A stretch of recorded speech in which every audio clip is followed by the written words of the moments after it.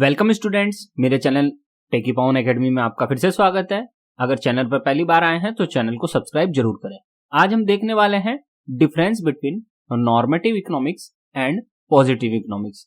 तो देखते हैं नॉर्मेटिव इकोनॉमिक्स और पॉजिटिव इकोनॉमिक्स में क्या क्या डिफरेंसेस है। तो चलते हैं पहले की पॉइंट की तरफ। हम हमारे first, positive economics is also known as real economics. ध्यान दें, पॉजिटिव इकोनॉमिक्स को ही रियल इकोनॉमिक्स या ट्रू इकोनॉमिक्स के नाम से जाना जाता है। While normative economics is also known as welfare economics and ideal economics. जबकि नॉर्मेटिव जो इकोनॉमिक्स है उसको हम वेलफेयर इकोनॉमिक्स या आइडियल इकोनॉमिक्स के नाम से जानते हैं। और क्यों जानते हैं? क्योंकि नॉर्मेटिव इकोनॉमिक्स हमेशा वेलफेयर की बात करता है। इसमें हम हमेशा वेलफेयर से संबंधित पॉलिसीज का ही क्रिएशन देखते हैं। तो नॉर्मेटिव इकोनॉमिक्स वेलफेयर की बात करता है, इसीलिए इसको वेलफेयर इकोनॉमिक्स या आइडियल इकोनॉमिक्स के नाम से जाना जाता है। जबकि पॉजिटिव इकोनॉमिक्स में क्या होता है, रियल इकोनॉमिक्स देखते हैं हम। रियल इकोनॉमिक्स मतलब रियल सिचुएशंस देखते हैं, इकोनॉमी में करंट में क्या चल रहा है, क्या पोजीशन है इकोनॉमी की, वो हम पॉजिटिव इकोनॉमिक्स में देखते हैं। तो ये क्लियर हो गया दोनों में basic difference. Number second point है हमारा, देखिए, positive economics indicates the relationship between the function and the cause of economic activities. Economic activities और जो उसके फंक्शनिंग में जो रिलेशनशिप होता है उसी को पॉजिटिव इकोनॉमिक्स कहा गया है। It is concerned with the analysis of economic principle. और इसका जो रिलेशनशिप है वो किसके साथ है? इकोनॉमिक प्रिंसिपल्स के साथ इसका रिलेशनशिप है। ये इकोनॉमिक प्रिंसिपल्स जो होते हैं उसका स्टडी करता है। It does not highlight the justification of any policy. Positive economics में हम किसी भी पॉलिसी के जस्टिफाई होने को लेकर इसमें आर्ग्यूमेंट नहीं करते हैं। कोई पॉलिसी ठीक है या नहीं है, कोई कंडीशन, इकोनॉमिक कंडीशन है, पुअर्टी है, वो ठीक है या गलत, हम उसका इसमें स्टडी नहीं करते हैं। पॉजिटिव इकोनॉमिक्स में हम क्या करते हैं? While normative economics is concerned with the analysis of economic policies, it highlights the justification of any policy. Normative economics में हम क्या करते हैं, जितनी भी इकोनॉमिक पॉलिसीज हैं उसका स्टडी हम किस रूप में करते हैं? उसका स्टडी हम इस तरह से करते हैं कि हमें क्लियर हो सके कि ये वेलफेयर के लिए ये पॉलिसी ठीक है या नहीं है। हम उसको जस्टिफाई करने की कोशिश करते हैं कि इस पॉलिसी से पुअर्टी डिक्रीज होगी या नहीं, इससे अनएम्प्लॉयमेंट डिक्रीज होगा या नहीं, पॉपुलेशन डिक्रीज होगा या नहीं। ऐसी जब हम पॉलिसीज का स्टडी करते हैं जिसमें हम जस्टिफिकेशन लाते हैं, वो नॉर्मेटिव इकोनॉमिक्स में आता है। पॉजिटिव इकोनॉमिक्स में हम केवल ट्रू इवेंट्स देखते हैं, उसमें हम जस्टिफिकेशन की बात नहीं करते हैं। फिर आगे है third point, positive economics is related to pricing. Positive economics में हम हमेशा प्राइस डिटर्मिनेशन करते रहते हैं, while normative economics is related to production and distribution on which economic welfare depends. और नॉर्मेटिव इकोनॉमिक्स में हम प्राइस डिटर्मिनेशन की बात नहीं करते हैं, हम किसका डिटर्मिनेशन करते हैं? प्रोडक्शन का डिस्ट्रीब्यूशन की बात करते हैं, क्योंकि प्रोडक्शन और इनकम के डिस्ट्रीब्यूशन पे ही वेलफेयर डिपेंड करता है। इसलिए नॉर्मेटिव इकोनॉमिक्स में हमेशा वेलफेयर की बात होती है और वेलफेयर के लिए प्रोडक्शन डिस्ट्रीब्यूशन और income distribution most important factor है। फिर है फोर्थ नंबर का, positive economics analysis studies the facts whose veracity can be checked and solutions can be found for various economic problems. Positive economics में हम जितनी भी economic problems है उनको चेक कर सकते हैं, उनका सॉल्यूशन निकाल सकते हैं कि क्या प्रॉब्लम्स है। ट्रू डाटा हम ले सकते हैं, रियल डाटा ले सकते हैं, और रियल डाटा के बेस पे हम पॉलिसीज में सुधार कर सकते हैं, करेक्शन कर सकते हैं। While in normative economics things are studied which cannot be checked, it is only the form of advice। जबकि नॉर्मेटिव इकोनॉमिक्स में हम केवल एडवाइस के रूप में इसको लेते हैं, हम इसको चेक नहीं कर सकते पॉलिसीज को, और पॉलिसीज को चेक नहीं किया जा सकता। ये केवल इतनी एडवाइस देती है नॉर्मेटिव इकोनॉमिक्स कि what should be in the future for welfare of the citizen। ये केवल इतना ही बताती है नॉर्मेटिव इकोनॉमिक्स। फिर है फिफ्थ नंबर का, देखिए, positive economics is related to what was, what is and what will happen in a particular situation in the economy. For example देख लेते हैं एग्जाम्पल भी। The price of petrol in India is ₹120 per litre. Positive economics, जैसे मैं पहले कह रहा हूं, पॉजिटिव इकोनॉमिक्स का रिलेशनशिप किससे है? What was, what is and what will happen in a particular situation in the economy. Current में क्या है,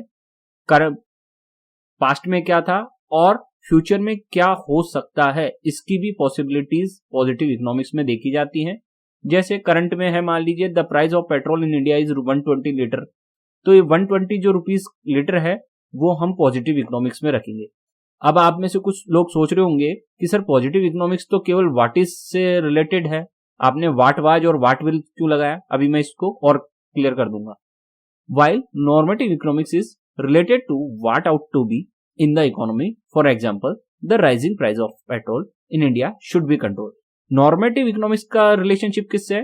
वो what ought to be. What ought to be मतलब, what ought to be का मतलब है कि फ्यूचर में हमारी जो पॉलिसीज है वो किस तरह की होनी चाहिए, क्या उसका इंपैक्ट होना चाहिए। जैसे अगर राइजिंग प्राइस होती रही पेट्रोल की, तो जो राइजिंग प्राइसेस हैं पेट्रोल की उसे कंट्रोल करना चाहिए हमें। क्यों? क्योंकि उससे वेलफेयर डिक्रीज होता है, जो पुअर पीपल है उनको नुकसान होता है इन्फ्लेशन होने के कारण, महंगाई होने के कारण। तो देखा आपने, करंट में इंडिया में पेट्रोल प्राइस 120 पर लीटर है, ये तो हुई क्या? पॉजिटिव इकोनॉमिक्स, क्योंकि ये रियल डाटा है। जबकि rising prices of petrol in India should be controlled, तो ये क्या है? एक एडवाइस है। यहां एडवाइस दी जा रही है कि जो प्राइस राइजिंग हो रही है पेट्रोल की उसे कंट्रोल करो। तो ये क्या है? Normative economics. फिर है 6 नंबर का एग्जाम्पल ऑफ पॉजिटिव इकोनॉमिक्स, देख लेते हैं हम सबसे पहले। At the time of independence the percentage of population affected by poverty in India was higher than it is today. It is related to past. अब सबसे पहले मैंने अभी आपको कहा था 3 टाइप के बताए थे मैंने, पास्ट और करंट और फ्यूचर का, तीनों का बताया था। तो ये पास्ट का एग्जांपल है सबसे पहले कि percentage of population affected by poverty in India.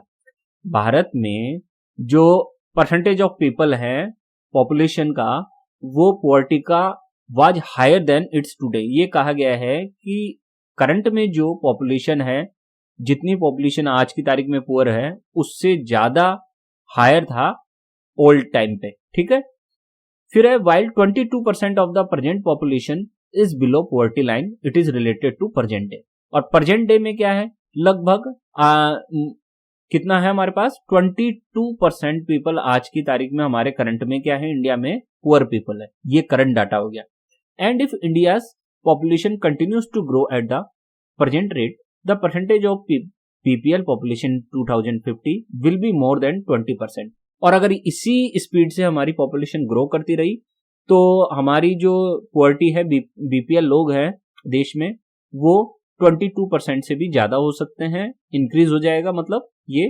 तो ये हो गया हमारा पास्ट का डाटा पॉजिटिव इकोनॉमिक्स में। फिर हमने यहां देखा प्रेजेंट डाटा, फिर यहां हमने देखा फ्यूचर डाटा। ठीक है, it will be related to future हो गया। फिर अब example of normative economics. If India wants to eradicate poverty, India should control its population. यदि भारत पॉवर्टी को हटाना चाहता है, उसे दूर करना चाहता है, तो इंडिया को क्या करना होगा? अपनी पॉपुलेशन को कंट्रोल करना होगा। यहां फिर से एडवाइस आ गई। जब जब इकोनॉमी में एडवाइस होगी तब तब उसे हम नॉर्मेटिव इकोनॉमिक्स कहेंगे। एडवाइस के अलावा और सारी इकोनॉमिक्स पॉजिटिव इकोनॉमिक्स में आएंगी, केवल एडवाइस जो है वो नॉर्मेटिव इकोनॉमिक्स में आती है। फिर है 7th number, identify the real economics and ideal economics in the following statement. अब मैं कुछ क्वेश्चंस लाया हूं जिसमें हम ये चेक करेंगे कि रियल इकोनॉमिक्स का है ये स्टेटमेंट या आइडियल इकोनॉमिक्स का। तो देखिए, पहला नंबर का स्टेटमेंट है, there are many unemployed people in India. ये क्या है? Real economics. क्यों? क्योंकि रियल डाटा है, ये रियलिटी की है। भारत में अनएम्प्लॉय पर्सन बहुत सारे हैं, तो ये क्या हुआ? रियल इकोनॉमिक्स का हुआ। फिर है दूसरा, the government should spend more on education.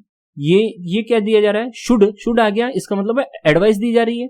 Advice दी जा रही है, क्या एडवाइस दी जा रही है? कि एजुकेशन पे भारत को और पैसा खर्च करना चाहिए। ठीक है, तो ये क्या हो गया? आइडियल इकोनॉमिक्स में आ गया, ये नॉर्मेटिव इकोनॉमिक्स में आ गया। ठीक है, फिर आगे है, हम देखते हैं इसको। 3rd नंबर है, poor people are suffering due to increase in prices of essential commodities. ये भी रियल है, इसलिए ये रियल इकोनॉमिक्स का डेटा है। जबकि चौथा नंबर का देखते हैं, the bank has increased it's interest rate. अगर ये वास्तव में हुआ है कि बैंक ने अपनी इंटरेस्ट रेट को इंक्रीज कर दिया है तो ये भी रियल डाटा है, तो ये भी रियल इकोनॉमिक्स है, यहाँ पे कोई हमने एडवाइस नहीं दी है। फिफ्थ नंबर का है, people should be encourage to save in post office and commercial banks. यहाँ ये एडवाइस है क्या कि जो लोग हैं उन्हें अपने जो पैसे हैं उनको पोस्ट ऑफिस में और कमर्शियल बैंक्स में क्या करना चाहिए, डिपॉजिट करना चाहिए और सेव करना चाहिए। तो ये एडवाइस है, इसलिए आइडियल इकोनॉमिक्स या नॉर्मेटिव इकोनॉमिक्स का मैटर है। फिर आगे 6 नंबर का, people should be encourage to take loans from bank so that money lenders can not exploit the poor. ये भी एडवाइस है, और जब जब एडवाइस आएगी हम आइडियल इकोनॉमिक्स या नॉर्मेटिव इकोनॉमिक्स में उसको स्टेटमेंट को रखेंगे। इसमें क्या एडवाइस दी जा रही है कि लोगों को लोन जो है वो ज्यादातर किससे लेना चाहिए, बैंक से लेना चाहिए, क्योंकि मनी लेंडर्स क्या करते हैं, बहुत ज्यादा इंटरेस्ट रेट लेते हैं, तो इसलिए उनसे हमें लोन नहीं लेना चाहिए। तो ये सारे स्टेटमेंट क्लियर हो गए। फिर है लास्ट में एक इंपॉर्टेंट नोट है, ये आपके हायर लेवल पे जो क्वेश्चंस आते हैं कई बार कंपटीशन एग्जाम में, वहां ये क्वेश्चन आया हुआ है, तो मैंने ऐसे कैसे दिया है आपको। Almost all economist completely agree that economics is real economics. ध्यान देना, लगभग सभी अर्थशास्त्री, सभी इकोनॉमिस्ट क्या मानते हैं, इकोनॉमिक्स को रियल इकोनॉमिक्स ही मानते हैं। But classical economist Ricardo, Senior, J B Say and modern economist Robinson have considered economics only as real economics. ध्यान देना, क्लासिकल इकोनॉमिस्ट है रिकार्डो, जिसमें सीनियर हो गए, जेबीसे हो गए, मॉडर्न इकोनॉमिस्ट रॉबिन्सन हो गए, इन्होंने इकोनॉमिक्स को क्या माना है, ओनली रियल इकोनॉमिक्स माना है इन लोगों ने, केवल real economics, not ideal economics. इन्होंने इकोनॉमिक्स को कभी भी आइडियल इकोनॉमिक्स नहीं माना है बल्कि रियल इकोनॉमिक्स माना है। Whereas Marshall and Pigou have considered economics as both real economics and normative economics. जबकि मार्शल और पीगू ने क्या माना है, इकोनॉमिक्स को रियल इकोनॉमिक्स भी माना है और नॉर्मेटिव इकोनॉमिक्स भी माना है, दोनों माना है, यानी कि पॉजिटिव इकोनॉमिक्स और नॉर्मेटिव इकोनॉमिक्स दोनों माना है, किसने, मार्शल और पीगू ने। फिर लास्ट है Hobson, Hawtrey, Cairncross considered economics only as normative economics and not real economics. Hobson, Hawtrey और कैनक्रॉस ने इकोनॉमिक्स को क्या माना है, ओनली नॉर्मेटिव इकोनॉमिक्स माना है, इन लोगों ने इकोनॉमिक्स को रियल इकोनॉमिक्स नहीं माना है। तो ये क्लियर हो गया सारा का सारा टॉपिक। उम्मीद है आपको ये छोटा सा टॉपिक अच्छा लगा होगा और समझ में आया होगा। अगर चैनल अच्छा लगा हो तो सब्सक्राइब जरूर करें।